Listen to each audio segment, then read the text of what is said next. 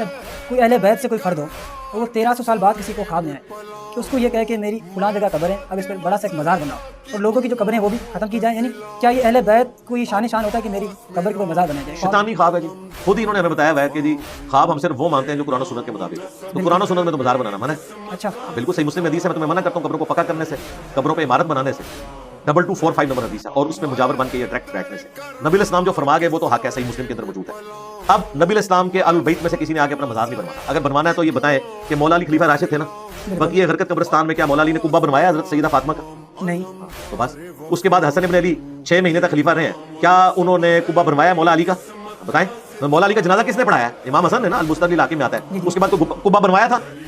سب fraud چل رہا ہے۔ تو جو کام آل البیت نے نہیں کیے ہوئے خواب میں آ کے انہوں نے وہ کام کروانے ہیں، یہ سارے شیطانی خواب ہیں۔ خواب آتے ہیں، میں خوابوں سے انکاری نہیں ہوں، بالکل شیطانی خواب ہیں، آتے ہیں۔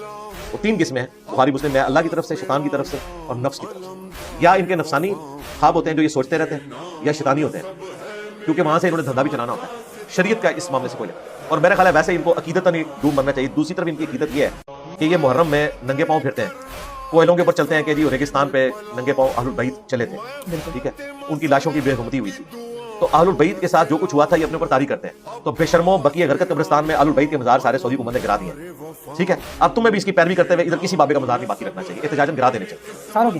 ظاہر ہے یہ خود کہتے ہیں نا کہ جب اہل البیت ریگستان میں ننگے پاؤں تھے، ہم کیوں جوتیاں پہنے؟ کہتے ہیں نا، ہم تو کوئلوں پہ چلیں گے کہ اہل البیت کو جوتیاں نصیب نہیں تھی، ہم کیوں جوتیاں پہنے؟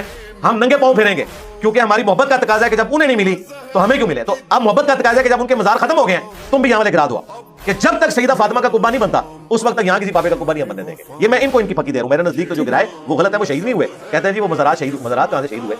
مزار جو حضور کی وفات کے 650 سال بعد بنائے جا رہے ہیں ان کو کوئی گراتا ہے تو وہ شہید نہیں ہوئے۔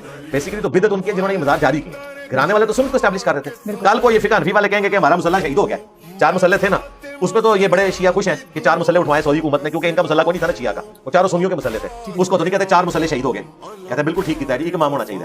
ادھر بھی میں کہتا ہوں کہ یہ ہمیں خود پٹی پڑھاتے ہیں جی اہل بیت پہ اتنا ظلم ہوا تو ہم بس ان کی یاد کو تازہ کرتے ہیں، کوئلوں پہ ماتم کرتے ہیں کیونکہ وہ ننگے ریگستان پہ ماتم کیا تھا۔ بالکل جی اہل بیت کی یاد تازہ کریں اور جتنے مزار ہیں اللہ کا نام لے کے توڑ دیں، اس وقت تک آپ نے یہ مزار نہیں بنانے جب تک کہ سعودی عرب میں اہل البیت کی قبروں کے اوپر قبے نہیں بنتے، اس وقت تک یہ سارے قبے حرام ہونے چاہیے۔ سب سے پہلے یہ شیعہ کی ذمہ داری ہے کہ قبے توڑیں، کیونکہ گستاخی ہو رہی ہے کہ سیدہ فاطمہ کی قبر کے اوپر تو قبہ نہیں، وہ ننگی ہے اوپر سے، اور ادھر تمہارے سید جو دفن ہے ان کے اوپر قبے ہیں گرائے سارے۔ ٹھیک ہے، یہ لاجیکل میں ثابت کر دیا، بالکل بالکل ٹھیک۔ پرفیکٹ۔